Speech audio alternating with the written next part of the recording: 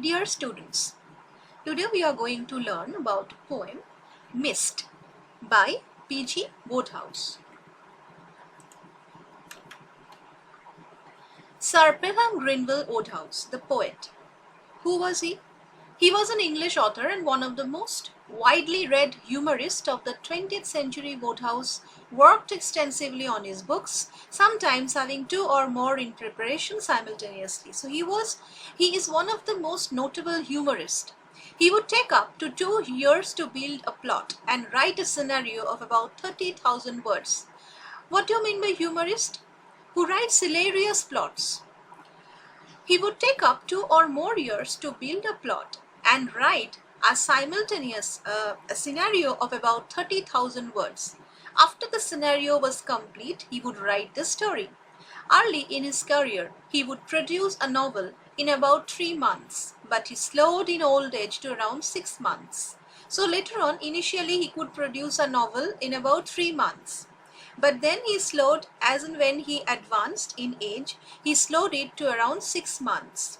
He used a mixture of quotations from and allusions to numerous poets and several literary techniques to produce a prose style that has been compared to comic poetry and musical comedy.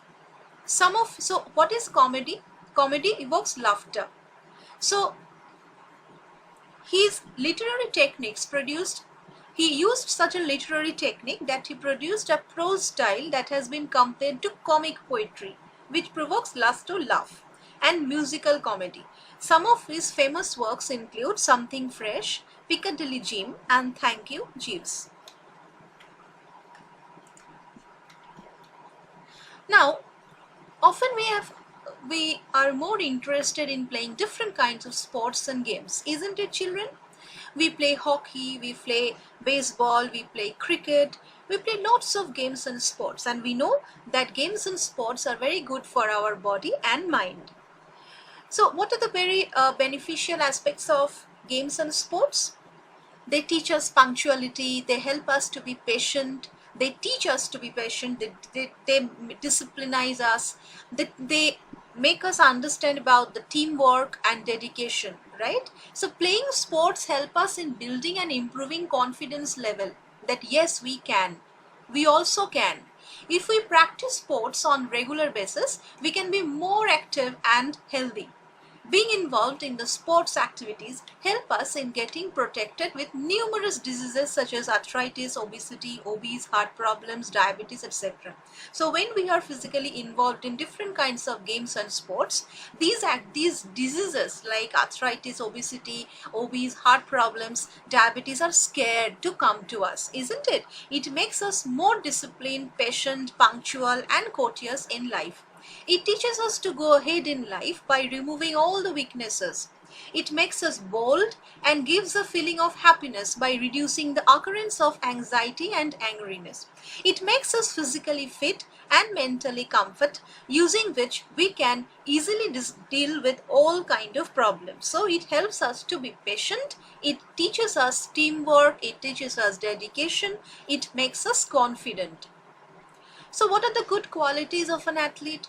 A good sportsman or a sportswoman should be physically strong, he should be healthy, he should be responsible, he should be open-minded, he should be courageous, he should be determined, he should be successful, he should be ambitious, he should be friendly, he should be confident. There are lots of good qualities of a sportsman. Remember, children, that to achieve success, there are 2 things which play the most important role, that is mindfulness and your concentration.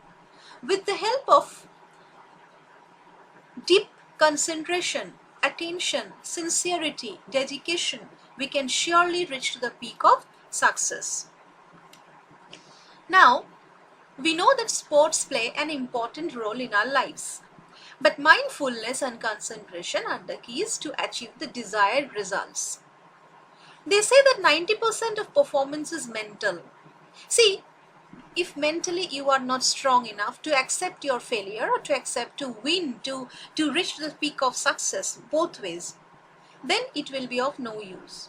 Okay, and there are different kinds of sports that we play: swimming, riding, golf, karate, fishing, yoga, ballet, jogging, football, exercise, cricket, hockey, right? So there is an exercise for you children. You will do it on your own, right? So what you do, what you play, and where you go, you have to fill in the columns. The miracle isn't that I finished. The miracle is that I had the courage to start. Do not ever feel low that I have lost a game. Rather, be courageous to believe in yourself that yes, I had the courage to start the game. Okay? So, now the poem. The sun in the heavens was beaming. What does it mean? The sun is very bright. Beaming means shining. The breeze bore an odor of hay. My flannels were spotless and gleaming. My heart was unclouded and gay. So the sun, see, it gives you a feeling of a summer day. A gentle breeze is blowing, and the sun is quite bright, and the speaker is wearing a white cloth. You know what is the uniform of a player? White clothes worn by a cricketer? Yes. My flannels were spotless. It's spotless. It's perfectly white and it's gleaming. It's shining. My heart was unclouded and gay. He was very, very happy. He doesn't have, at this point of time, he doesn't have any kind of anxiety, any kind of fear, no worries. He is perfectly happy. Happy and gay. The ladies all gaily apparelled. Apparelled means they are all dressed gaudily. Sat round looking on at the match. They all sat around looking on at the match, looking at the players. How are they going to perform? In the treetops, the dicky birds carolled. This, the dicky birds sang. All was peace till I bungled that catch. What's the meaning of bungled? I missed it. I ruined it. It was a sure catch, but I somehow missed it. What do you think has distracted his attention? Is it the magic of the summer? Perhaps, yes. So, he was very much there in the play, in the game, in the sports, in cricket, but somehow he was not giving his fullest attention. He was not concentrating in the match. His attention was somehow distracted by the nature, by the beauty of nature outside, by the ladies who were gaily apparelled, by the ladies who were gaily dressed. So this is about the first stanza. It describes the general atmosphere. It was a pleasant sunny day with gentle breeze blowing. The poet was playing cricket, and in a perfect flannel outfit, he was in a perfectly happy mood. There were many well-dressed ladies watching the match. Even the birds in the trees seemed to be singing very happily. The day in general was happy until the poet ruined the catch. My attention, the magic of summer, had lured from the game. Do you think a sportsman should be lured? Lured means tempted, which was wrong. As a sportsman, he knew that to get allured was a crime. It was wrong. The bee, that inveterate hummer means here it refers to the bee, the hummingbird, was droning its favorite song. I was tenderly dreaming of Clara. Clara might be her friend. On her, not a girl, is a patch. When a horror, there soared through the air a decidedly possible catch. So when he should concentrate more on the catch and on receiving the catch, but somehow his attention got diverted. He started thinking of Clara. The magic of summer outside, the magic of summer surrounding him, it distracted him, and he missed the catch. I heard in a stupor the bowler emit a self-satisfied ah. That means what? The bowler was sure that the fielder, the player who was standing there is expected to have the catch, to catch the ball. It was a sure shot, but he was shocked. So out of a shock, he just shouted, Ah, the small boys who sat on the roller sat up, and expectant hurrah, as if the catch is going to be caught by the player. The batsman, with grief from the wicket, himself had begun to detach. The batsman himself knew that I am going to be bowled down. So there is no point in staying in the same pitch. But to their utter surprise, he missed the catch. And who was responsible for this? He says that the thought of Clara, the magic of summer, they all distracted his attention. How could someone get distracted if that person is determined enough, if that person devotes himself or herself entirely into something which he or she is doing? And I uttered a groan and turned sick. It was over. I had buttered the catch. So he was distracted by the magic of the beautiful day, and he admits that it was wrong of him to be so. The bee that hummed its special song, he was dreaming about his girlfriend Clara, who was more beautiful than any other girl. But then, to his horror, a ball was hit high and was coming towards him, and it was possible for a perfect catch. But he was in a shock, and he heard the satisfied reaction of the bowler, expecting a catch. The small boys among the audience started cheering, and he saw the disappointed batsman already going from his wicket, because he knew that the ball is going to get caught by him. And he saw the disappointed batsman already going from his wicket. But the poet uttered a shocked cry as he had missed the perfect catch.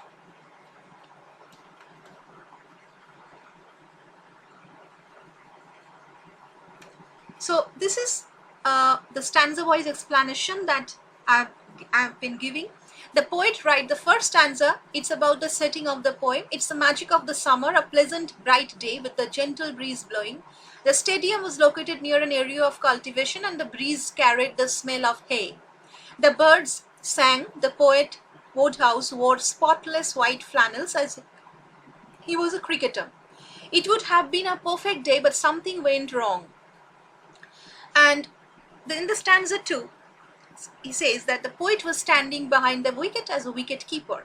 We all know, we all are aware of wicket keeping in a cricket match. The batsman belonged to the opposite team. The poet had to catch the ball that the bowler threw at the wicket, but somehow the poet missed the easy catch and disappointed his team and supporters. The magic of summer seems to have distracted the poet from the game. The humming of the bee and the thought of Clara made him miss an easy catch. Okay, and in the stanza 3, he says that he was in a shock, and he heard the satisfied reaction of the bowler expecting a catch. The bowler was expecting a catch. The small boys among the audience started cheering, and he saw the disappointed batsman already going from his wicket. But the poet uttered a shocked cry as he had missed a perfect catch. If you can see that how the ball was just at the point, and he could have surely caught it had he given his fullest concentration and attention and dedication to the game. But he did not, and he missed it. Next stanza. Oh, never, if I live to 1,000,000, shall I feel such terrible pang. So now deep inside he is agonized, he is terrified, he is regretting. From the seats on the far-off pavilion, a loud yell of ecstasy rang. Ecstasy means extreme joy, wild joy. By the handful my hair I tore with a wrench from my thatch, and my heart was seared deep with a raw burn at the thought that I had foozled that catch. So he feels that even if he lived for 1,000,000 years, will he feel the terrible pain he felt then? He would not forget the pain of missing the catch. The small boys among the audience started cheering. They were highly ecstatic, and he saw the disappointed batsman already going from the wicket, right? And the opponent team, a big shout came from the opponent team because they were very happy, and tore his auburn hair as if to pull a handful of it from his scalp. So what was the reaction of the poet? He was as if he was trying to scratch his auburn hair. What is auburn hair? It's as if reddish brown hair. He was a foreigner. So he had a reddish brown hair. So as if he was about to scratch it. He was about to tear the, the reddish brown hair. Out of sheer regret, out of sheer, he was feeling missed, that how could I miss such a catch, such an easy catch. My heart was seared up. Seared up means my heart was burning deep inside with a raw burn at the thought that I had fuzzled that catch. I had missed it, I had ruined it. Ah, the bowler's low, querulous mutter. Complaining, the bowler is complaining. It's very natural. The bowler expected, the bowler was so satisfied that yes, the catch was sure shot.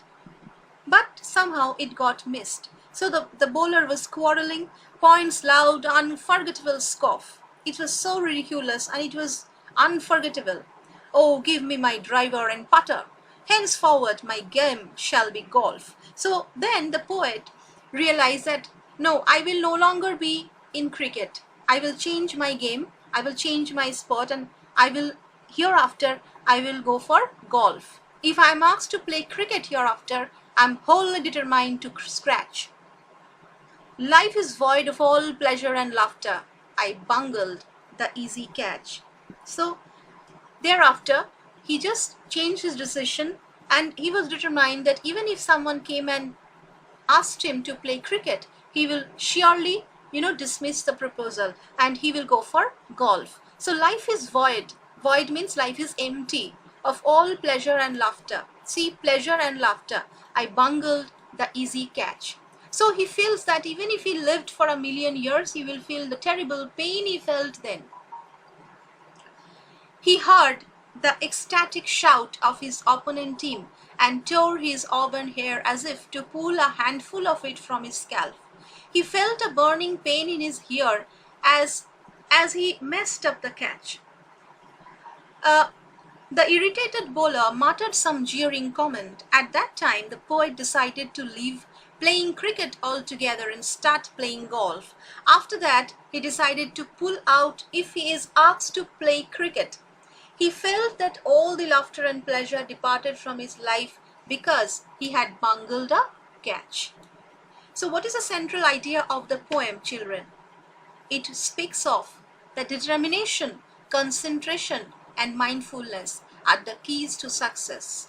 Through them only we can overcome any kind of distraction and reach to the pinnacle of success.